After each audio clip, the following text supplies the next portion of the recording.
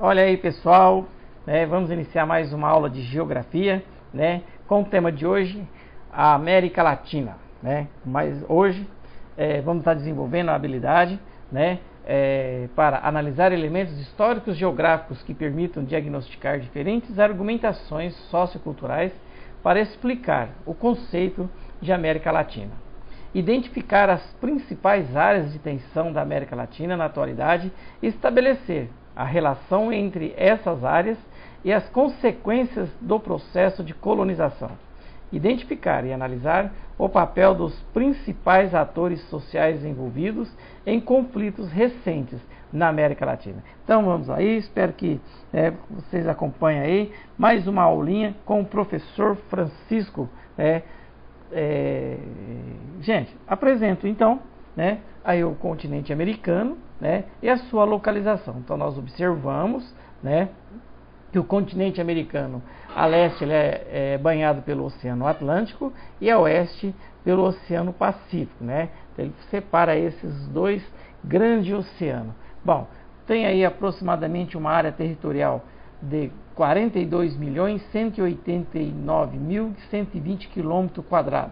Quando analisamos a extensão territorial do continente americano, né, chama a atenção, né, pela extensão territorial do Brasil, que é de 8.511.000 km². Então a gente observa de 42, né, comparando com 8 milhões de km², a gente observa a extensão territorial desse imenso país continental que é o Brasil. Mas vamos lá, gente. Como foi colocado, né, na abertura da aula, as habilidades serão desenvolvidas durante, né, essas apresentações, né? Então nós temos aí América, divisão geográfica, ou divisão política, ou a divisão natural.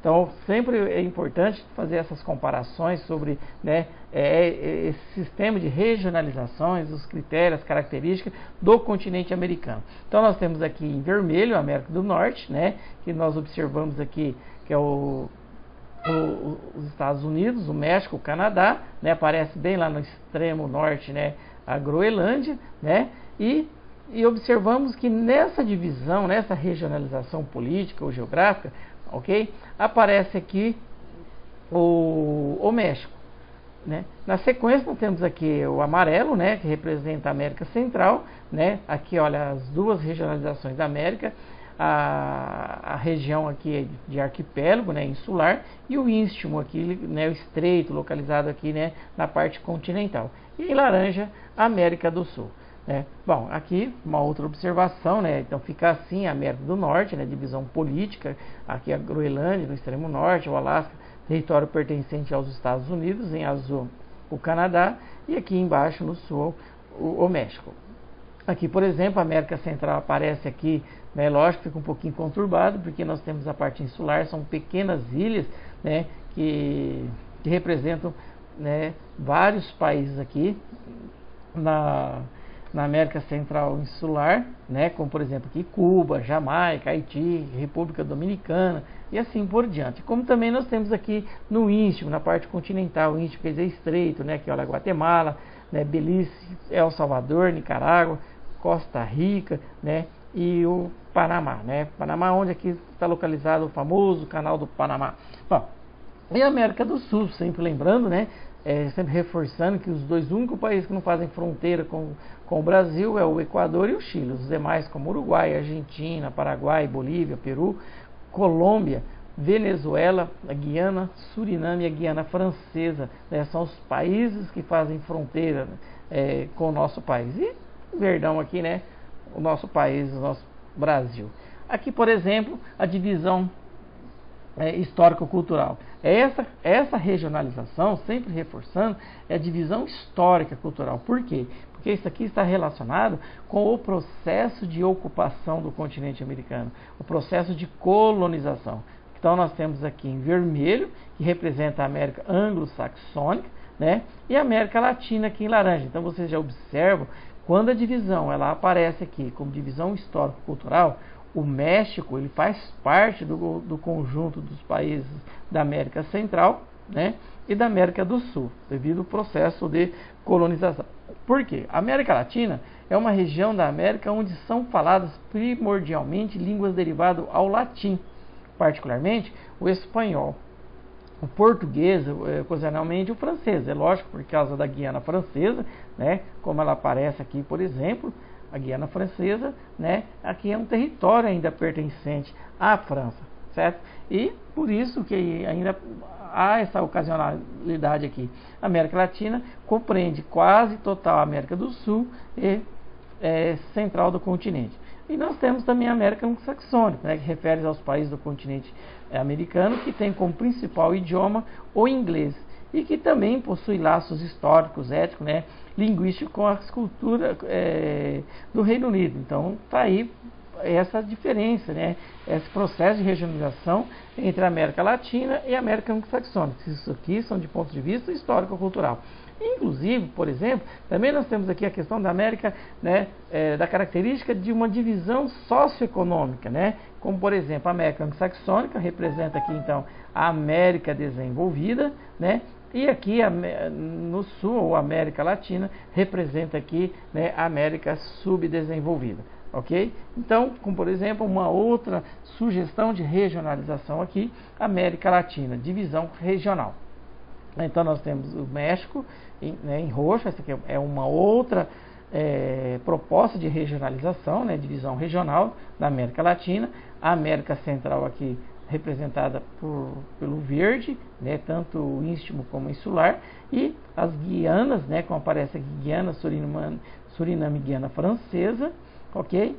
Em vermelho representa aqui a América Andina, né? Aqui é onde tem uma grande influência, né, devido os incas, né, presentes nessa região, né, e eles apresentam características também bem semelhantes a esses povos, né. A América Platina, banhada aqui, né, pela bacia Platina, né, aqui no seu Foz, que representa aqui o laranja, e lógico o Brasil, né, o único país aí na América Latina que foi colonizado pelos portugueses, né, enquanto que os demais, né, então nós temos aqui a América Espanhola também, poderíamos usar essa argumentação, e a América Portuguesa, ok? Bom, mas antes da chegada dos espanhóis no continente americano, né, reforçando que eles encontraram aqui, né, 3 grandes sociedades. Para muitos até defendem que quando eles chegaram aqui, eles se depararam com 3 grandes impérios, que eram povos que já se organizavam de forma social, onde eles já dominavam algumas técnicas, como por exemplo processo de agricultura, né, irrigações por sistemas, né, natural, né, por gravidade. Então realmente eles chegaram e depararam com 3 grandes sociedades bem organizadas, né, onde existiam grandes construções, monumentos, né, que eram os astecas, aqui ao norte, né, região hoje México, né, aqui por exemplo os maias, aqui no sul do México, por exemplo, onde aparece aqui, né, a região aqui do Belize, né, Guatemala, e aqui por exemplo os incas, né, que pega aqui a parte oeste da América do Sul, ok? Bom, aí por exemplo nós temos aqui, por exemplo, só para observar, né, esse mapa astral aqui, né, os povos pré-colombianos, que aparece aqui então, né, ao norte os índios americanos, astecas ao sul dos Estados Unidos, na região do México, logo ao sul os maia, e os brasileiros aparecem aqui de uma forma até, né, diferenciada. Por quê? E os incas? Gente, sempre lembrando, olha, astecas, maias e incas, os espanhóis chegaram aqui e encontraram uma sociedade organizada. Já outras comunidades indígenas, como por exemplo aqui no Brasil, nesse período viviam como ainda aquele sistema pré-histórico, via da caça, da pesca, da coleta. Não eram sociedades que passavam por um processo de desenvolvimento como diferente do que acontecia com os astecas, os maias e os incas. Bom, falarmos das populações americanas, né, os verdadeiros americanos, né, hoje, né, como nós realmente entendemos como povos indígenas na América Latina, hoje eles representam 8,3% da população, né? Aproximadamente representa uma população absoluta de 45 milhões de indígenas. Existem cerca de 826 povos indígenas na América Latina, né? Bolívia, Guatemala, Peru, México, né, são os países que têm aí a maior população, né? A América Latina tem cerca de 45 milhões de indígenas, segundo o relatório dos povos indígenas da América Latina, nas Nações Unidas. Segundo os dados da CEPAL, o número de 45 milhões de indígenas em 2010 representa um aumento de 49,3% em 10 anos. Em relatório de 2007, o órgão divulgou um total de 30 milhões de indígenas no ano de 2000. A América Latina, segundo dados do documento, dos 45 milhões de indígenas, 17 milhões vivem no México e 7 milhões no Peru. Entretanto, os países com maior proporção de população indígena é a Bolívia, em torno de 62,2%, a Guatemala, 41%, o Peru, 24%, né, e o México, 15,1%. Gente, o Brasil registra aproximadamente 900 mil indígenas, em torno aí de 305 comunidades indígenas, né, pessoas que, aqueles que moram realmente em uma comunidade indígena, uma aldeia, tá? Seguido pela Colômbia, Peru, México e Bolívia. Mas, gente, 900 mil indígenas, isso representa 0,2% do total da população brasileira, né? Olha aqui, isso aqui dá para a gente visualizar bem como está distribuído, né, entre os países da população indígena, com a maior concentração, e o que chama a atenção a Bolívia, né, 62,2%. Por quê? A Bolívia conseguiu manter essa população, né, a essa presença forte dos povos indígenas, né, nesse país, graças ao seu relevo, né, as altitudes dos Andes. Quando, né, com a chegada dos espanhóis, a maneira como eles, né, essas populações foram sendo aniquiladas, né, foram sendo agredidas pelos europeus, os incas eles refugiaram nas altitudes dos Andes, e lá eles conseguiram então, né, se manterem aí, porque eles conseguiram se desenvolver nessas altitudes. Isso fez com que hoje a Bolívia realmente tenha uma porcentagem maior de povos, né, indígenas, tá? Assim, o Peru também, alguns povos conseguiram aproveitar as altitudes dos Andes para buscarem refúgios nessas regiões, tá? Bom, então, quer dizer, por causa do processo de colonização, né, diferente do Brasil, nós tivemos a participação, né, do diplomata Barão do Rio Branco, né, onde ele realmente tinha uma influência internacional muito grande. Então, com relação às nossas fronteiras, né, o Brasil não tem intenções com relação à disputa por fronteira, mas só que o processo de colonização realmente ainda deixa algumas áreas, né, que ainda provoca algumas tensões, né, em algumas regiões, como por exemplo a Colômbia e a Venezuela em 1987, né, barcos de guerra da Marinha colombiana e da Venezuela, né, chegaram perto de entrar em um combate nas águas do Golfo da Venezuela, que é uma região aí disputada pelos dois lados, né, e que é, sempre lembrando, muito rica em petróleo, né. O Equador e Peru em 1995, né, disputa territorial por uma remota região de fronteiriça de selva, onde existem reservas de ouro, urânio, né, e petróleo. Em 1998, Equador e Peru assinaram um tratado de paz, definindo suas fronteiras, né? Então, mas ainda há uma tensão, né, esse tratado, esse acordo de paz, mas, né, a qualquer momento pode ser que isso venha a público novamente, né, uma tensão ainda maior, né? Bom, aí nós temos a Argentina e o Chile em 1978. A posse de 13 ilhotas no extremo sul do continente quase causou uma guerra entre esses dois países, né? Então, na época, eram países governados por militares, então eles viviam um regime de ditadura, né? Então, o que aconteceu que, graças à mediação do Papa João Paulo II, evitou esse conflito, né? E eles chegaram em um acordo, né? Aí tem a Guerra do Chaco, de 1932 a 1935, né, a disputa pela região do Chaco, a área útil para a criação de gado, e até inclusive tem lá petróleo, né, uma região que, né, tudo indica, né, seria grande propulsora aí na produção desse fósforo, né. Então aí uma disputa entre o Paraguai e a Bolívia travaram uma guerra desastrosa, onde cerca de 50 mil bolivianos e 40 mil paraguaios, né, vieram a óbito. Nicarágua e Colômbia, né? Em 1928, vocês sabem que a Nicarágua teve um período, né, que foi ocupada pelos americanos, né? E durante esse período aí, né, a Colômbia usava um tratado de 1928 para reivindicar a posse de um conjunto de ilhas, né?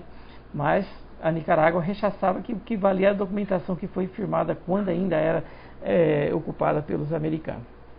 Guatemala e Belize, em 1859, né, os dois vizinhos centro-americanos divergem sobre uma posse de dezenas de ilhas de uma área de mais de 11 mil quilômetros quadrados, o que equivale a metade do estado de Sergipe, ou o dobro da Paraíba.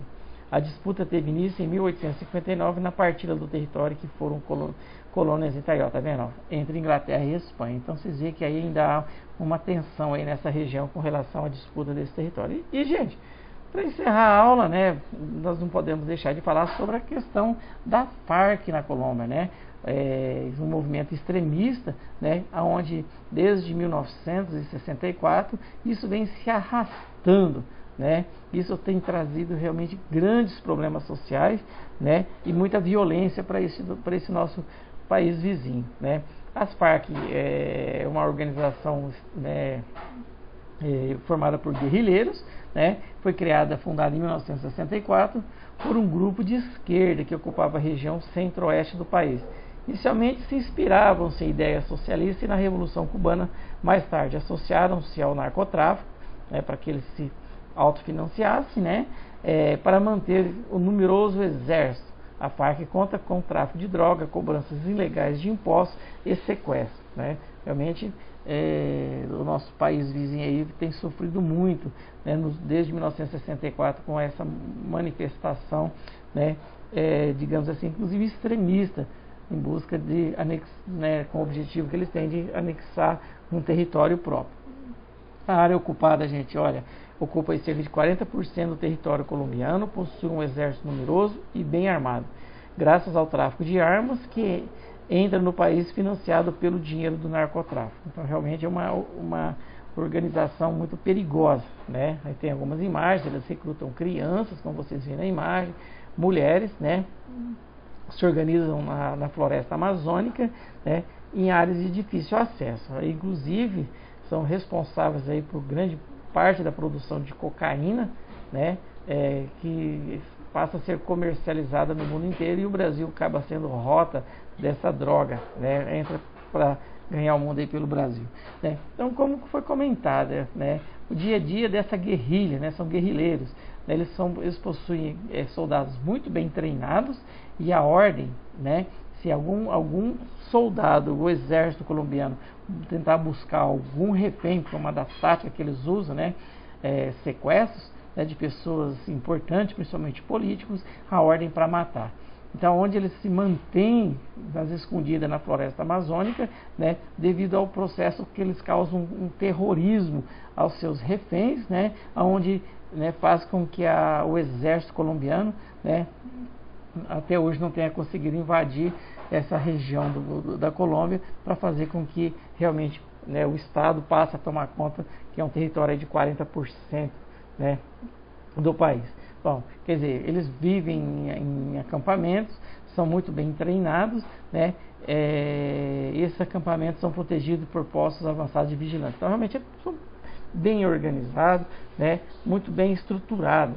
Também, gente, olha quantos anos, quantas décadas há essas manifestações, né? Bom, inclusive, quando a gente fala bem armado, como eles fazem associação com o narcotráfico, né? Então vocês observam aqui o armamento que o exército da Farc usa, né? Esses guerrilheiros, né? Olha, granada M5, pistola Beretta, né? Botas apropriadas, fuzil AK-47, foguete RPG-7, foguete LAW-80. Então realmente vocês veem que são bem equipados, estão prontos para a guerra realmente, né? Como vivem os reféns? Gente, os sequestros são comuns na Farc, isso é uma estratégia que eles utilizam. Ela utiliza os reféns para serem trocados por guerrilheiros. Alguns chegam a ficar aí em cativeiro por mais de 10 anos.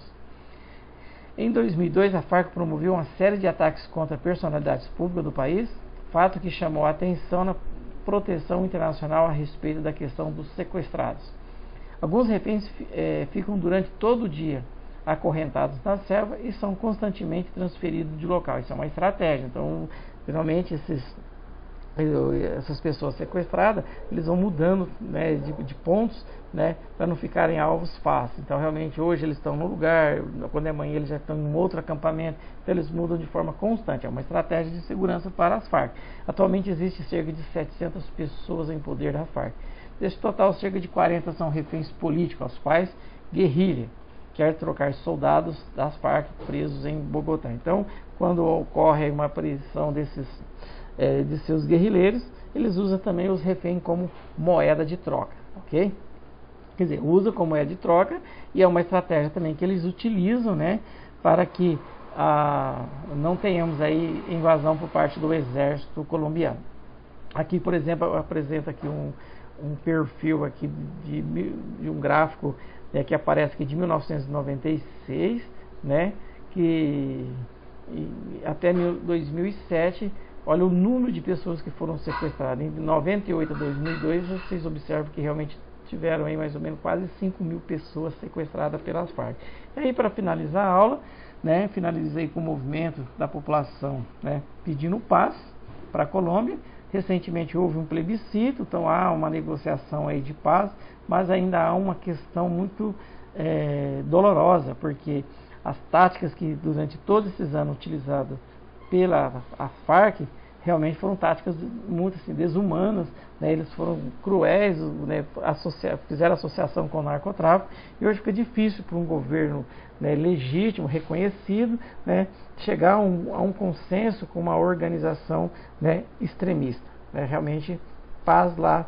Hoje nós vivemos um momento hoje, né, de avanços, mas ainda há uma barreira muito grande por causa das táticas utilizadas pelos guerrilheiros das Farc. Então, isso aí ficou aí, né? Espero que vocês gostem, né? E espero que a aula tenha contribuído aí, né, em mais uma matéria, mais um conteúdo que está sendo entregue, né? E aí, do mais,